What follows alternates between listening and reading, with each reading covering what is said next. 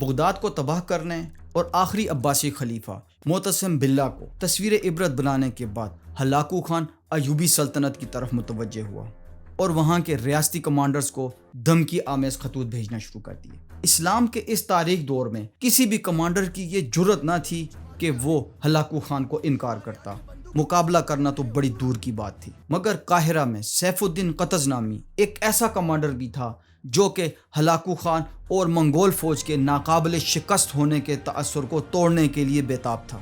آئیے جانتے ہیں کہ اسلامی تاریخ کے اس نازک دور میں سیف الدین قطز نے مصر کی حکومت اپنے ہاتھ میں کیوں لی، اور اس نے ہلاکو خان کے دھمکی آمیز خط پر اسے تسلیم کرنے کے بجائے اس کے مقابلے پر آنے کو کیوں ترجیح دی، اور کیا وہ اپنے ان ارادوں میں کامیاب بھی ہو سکا یا پھر وہ بھی منگول آندھی کے سامنے ریت کا ڈھیر ثابت ہوا۔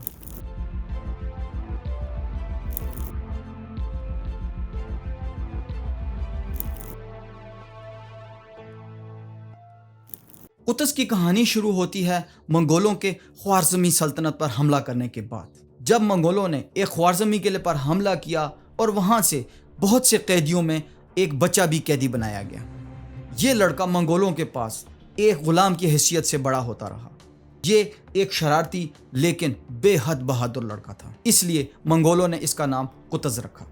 جلد ہی قطز ایک عربی تاجر کے ہاتھوں فروخت کر دیا گیا اور کئی لوگوں کے ہاتھوں بکتے بکاتے قطز بالآخر ایک مصری شخص عز الدین ایبک کا غلام بن کے مملوک فوج کا حصہ بن گیا۔ مملوک کے بارے میں آپ یہ تو جان ہی چکے ہیں کہ یہ غلام بچوں کی ایک ایسی فوج تھی جو خطروں کے کھلاڑی تھے۔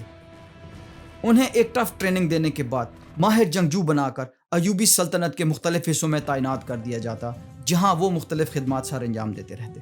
1249 میں ایوبی آخری مضبوط حکمران صالح ایوب کی موت کے بعد جلد ہی اس کے بیٹے توران شاہ کو بھی قتل کر دیا گیا، جن کے ماتحت حلب، دمشق اور مصر کی حکومت تھی۔ اس طرح ان تمام علاقوں کی حکومت مرحوم سلطان صالح ایوب کی اہلیہ مطلب بیوی شجر الدر کے ہاتھ میں آ گئی، جس کو مملوک کی طرف سے اپنے نئے حکمران کے طور پر قبول بھی کر لیا گیا۔ مگر اسلامی دنیا میں ایک عورت کے ہاتھ میں اتنے بڑے علاقے کی حکومت کو ویلکم نہ کیا گیا، اور عباسی خلیفہ کے علاوہ باقی ایوبی حکمرانوں کی طرف سے بھی شجر الدر پر پریشر بڑھنے لگا۔ شجر الدر نے اس پریشر کو کم کرنے کے لیے ایک درمیانی درجے کے مملوک آفیسر عز الدین ایبک سے نہ صرف شادی کر لی، بلکہ ایوبی شاہی خاندان سے تعلق رکھنے والے سلطان الکامل کے 6 سالہ پوتے الاشرف موسیٰ کو بھی علامتی طور پر تخت پر بٹھا کر مصر کی حکومت کم سے کم بچا لی، جبکہ دمشق اور حلب کی حکومت ایک اور ایوبی حاکم الناصر یوسف کے ہاتھ میں چلی گئی۔ عز الدین ایبک جس سے شجر الدر نے شادی کی، یہ وہی شخص تھا جس نے سیف الدین قطز کو خریدا تھا۔ اس نے مصر پر اپنی حکومت کو مضبوط کرنے کے لیے اپنے اس با اعتماد غلام سیف الدین قطز کو مصر کا نائب سلطان مقرر کر دیا۔ اس طرح منگولوں کے ہاتھوں میں پلا بڑا یہ غلام بچہ اور مملوکس کی ٹف عسکری ٹریننگ لینے کے بعد آج مصر کا نائب سلطان تھا۔ لیکن سیف الدین قطز نائب سلطان سے مصر کا سلطان کیسے بنا؟ یہ ایک انٹرسٹنگ سٹوری ہے۔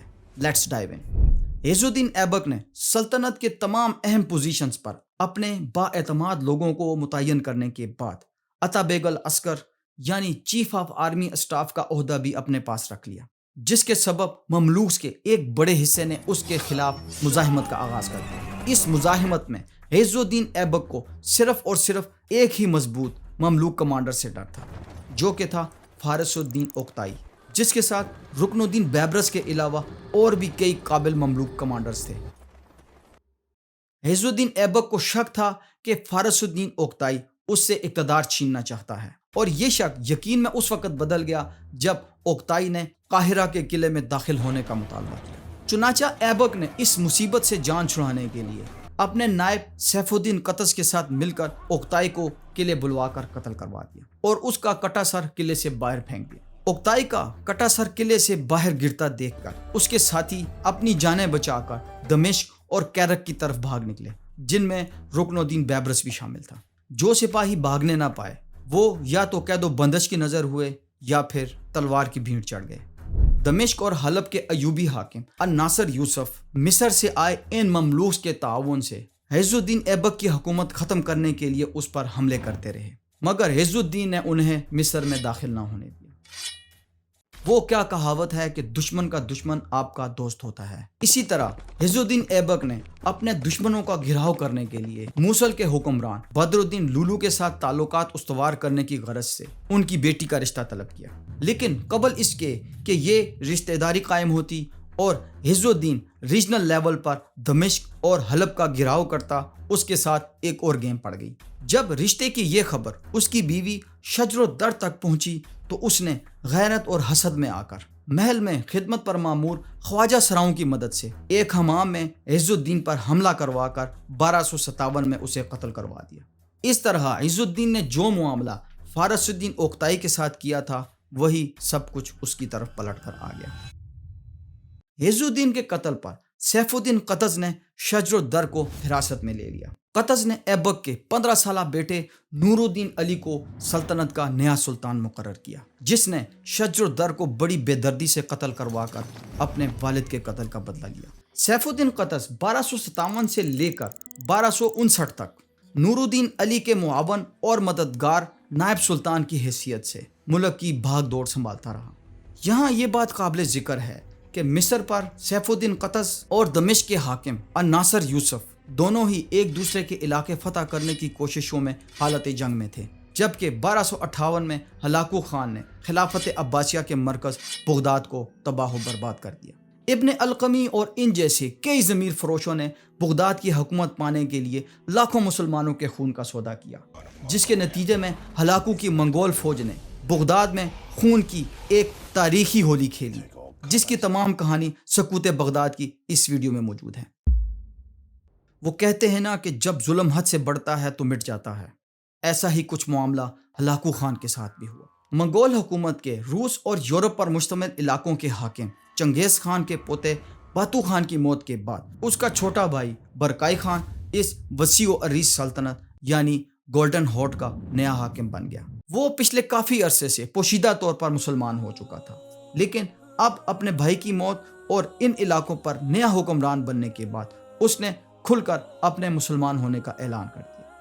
بغداد کو تباہ و برباد کرنے کے بعد ہلاکو خان نے ایوبی سلطنت کی طرف بڑھنا شروع کیا۔ جب وہ موصل پہنچا تو وہاں کے حاکم بدر الدین لولو نے اس کی خدمت میں حاضر ہو کر ہتھیار ڈال دیے، اس لیے ہلاکو خان نے بدر الدین لولو کو موصل پر حاکم برقرار رکھا اور پھر وہ حلب اور دمشق کی طرف متوجہ ہوا۔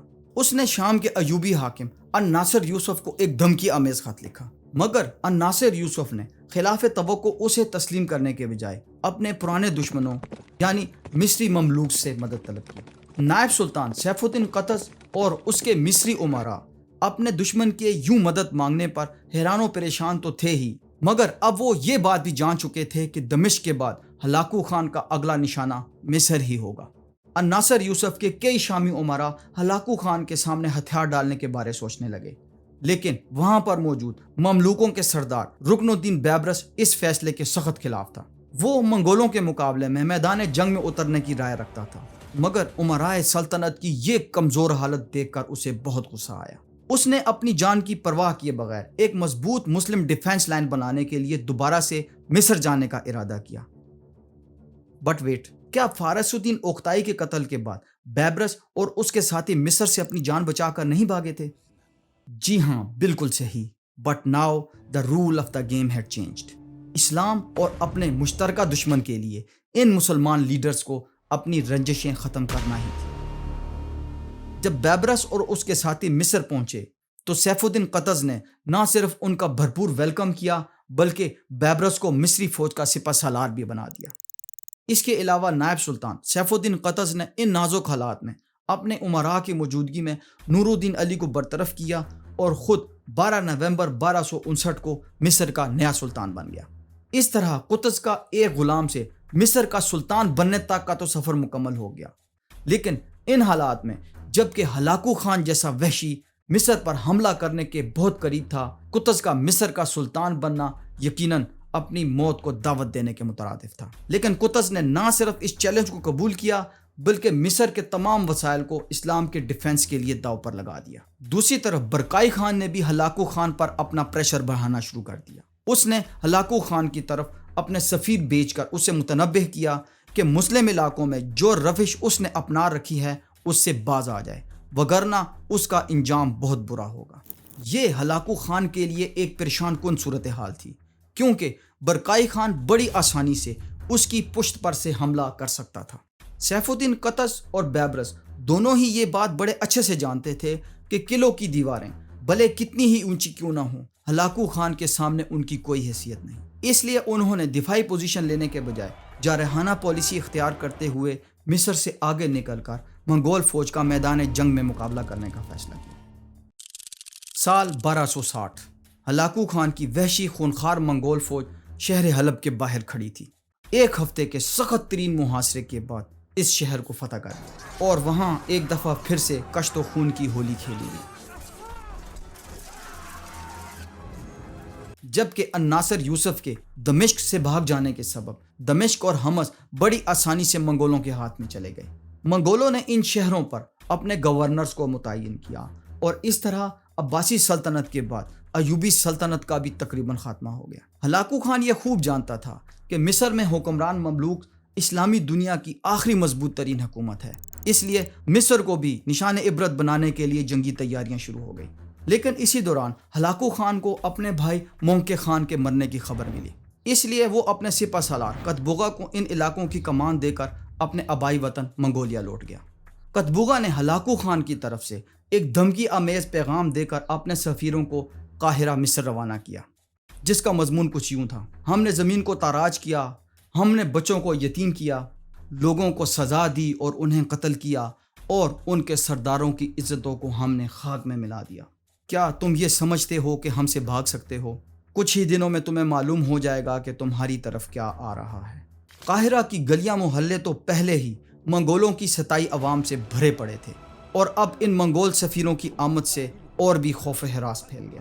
رکن الدین بیبرس یہ چاہتا تھا کہ فوج اور عوام دونوں کے دلوں سے منگولوں کا یہ خوف باہر نکال دیا جائے۔ اسی مقصد کے تحت قطز کے حکم پر بیبرس نے ہلاکو خان کے ان سفیروں کو قتل کیا اور ان کی لاشیں شہر کے دروازوں پر لٹکا دی، تاکہ مصری عوام یہ جان لے کہ منگول بھی ہماری طرح ہی انسان ہے، ان کا مقابلہ کیا جا سکتا ہے۔ جب سیف الدین قطز کا یہ جواب منگولوں تک پہنچا تو انہیں معلوم ہو گیا کہ مصر میں کوئی تو ایسا ہے جو انہیں کم از کم ٹکر دینے کا حوصلہ تو رکھتا ہے۔ قطبوغا کو ہلاکو خان کی طرف سے یہ ہدایت تھی کہ اس کے آنے تک وہ مصر کی طرف یا مملوکس کی طرف کسی بھی قسم کی کوئی پیش قدمی نہیں کرے گا۔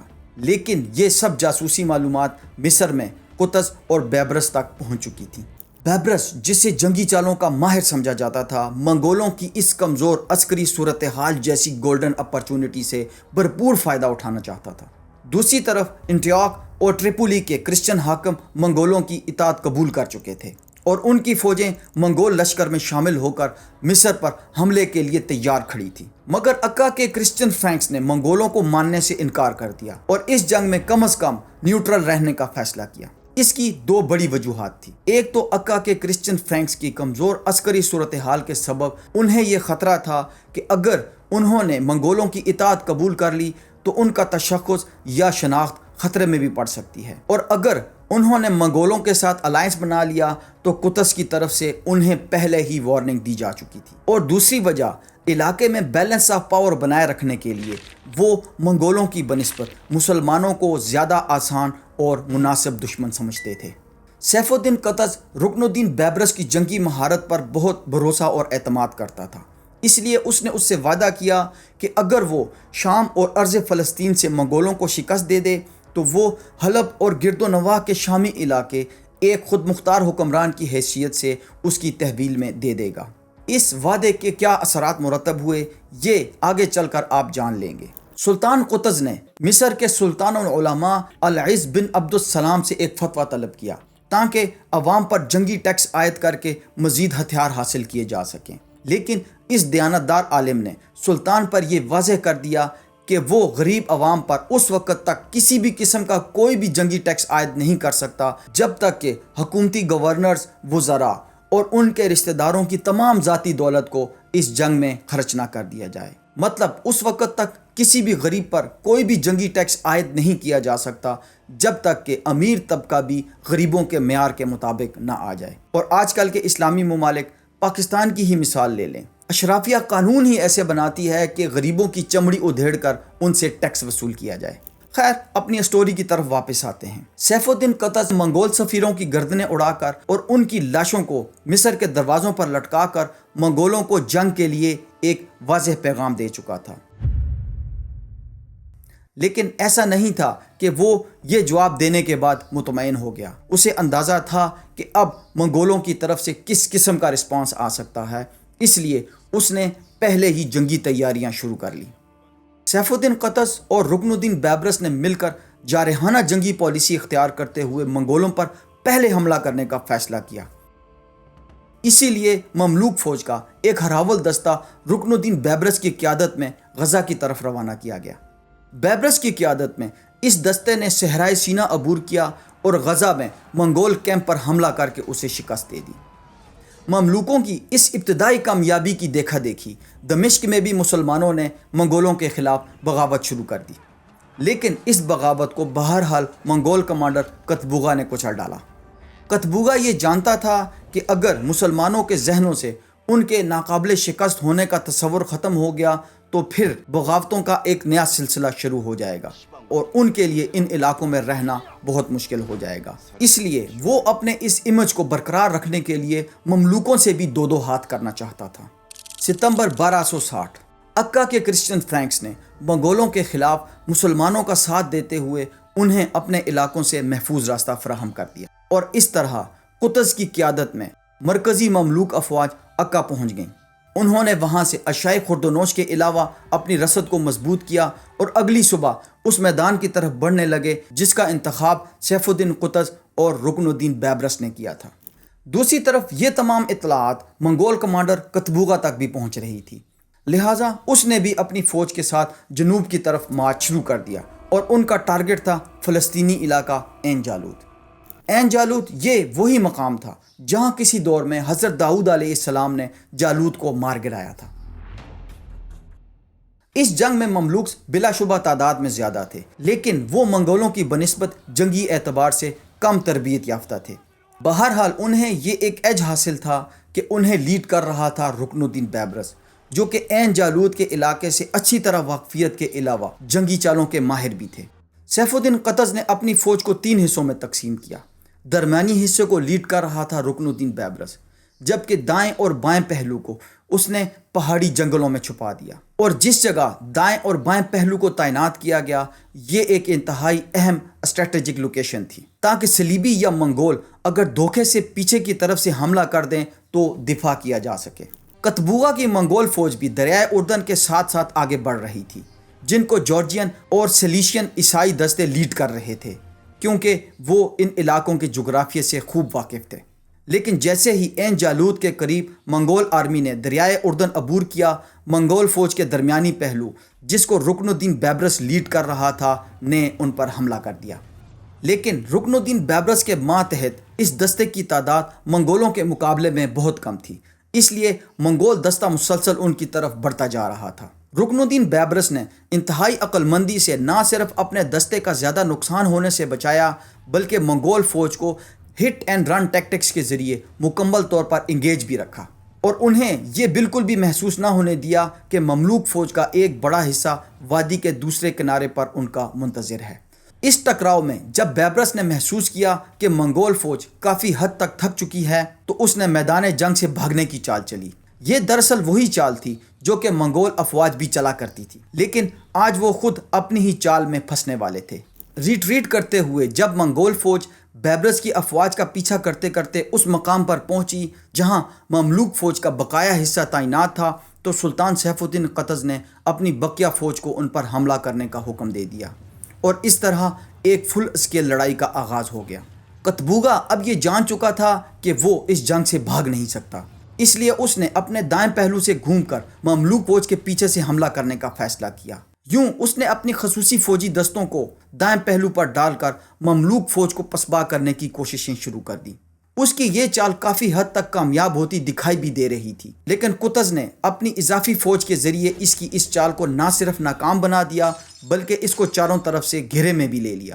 اس گمسان کی لڑائی میں منگول فوج نے مقابلہ تو خوب کیا، لیکن جلد ہی ان کے کمانڈر قطبوغا کی ہلاکت ہو گئی۔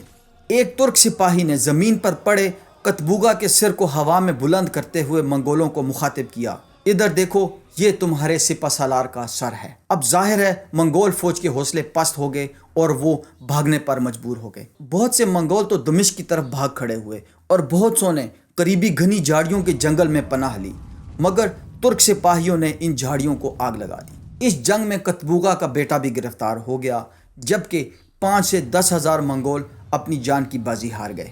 یہ ناقابل شکست رہنے والے منگولوں کی ایک تاریخی ہار تھی، اور اسی عین جالوت کی جنگ سے منگول امپائر کے زوال کا بھی آغاز ہو گیا۔ جب مسلمانوں کی اس شاندار فتح کی خبر دمشق اور گرد و نواح کے مسلمانوں تک پہنچی تو مسلمان خوشی سے سرشار ہو گئے۔ انہوں نے بھی منگولوں پر حملے شروع کر دیے اور اسی سال منگولوں کو ہومس سے بھی بے دخل کر دیا گیا۔ اس طرح منگول آفیشلز نے ان شامی علاقوں سے بھاگنا شروع کر دیا، جس کی وجہ سے مملوکوں نے بڑی آسانی سے کچھ ہی ہفتوں میں دمشق کو بھی آزاد کروا لیا۔ اس طرح ہلاکو خان اور منگول فوج کی مشرق وسطیٰ میں مزید پیش قدمی رک گئی۔ تینوں مقدس شہر مکہ، مدینہ اور یروشلم نہ صرف منگولوں کی تباہی سے بچ گئے، بلکہ دریائے دجلہ مملوک اور منگولوں کے درمیان ایک قدرتی سرحد بھی بن گیا۔